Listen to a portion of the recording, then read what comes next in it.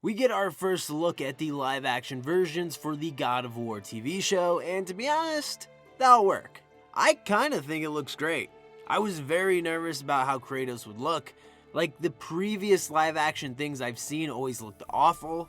They always went too white with the paint, but this shade right here is kinda perfect.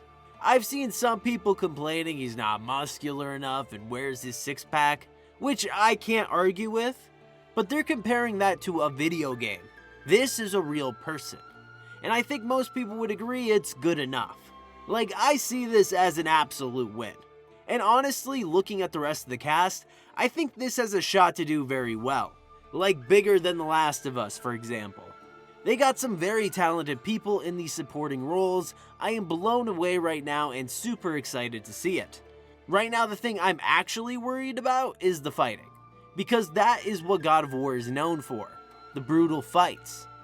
I wonder how they're going to translate that to TV, especially some of the more fantastical ones. Kratos fighting Baldur is easy enough, but Kratos fighting a 15-foot troll, I don't know how that's going to look.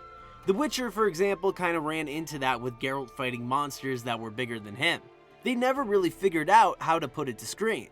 If Geralt ever did fight a giant monster, it would always have tentacles or something like that for Geralt to chop off.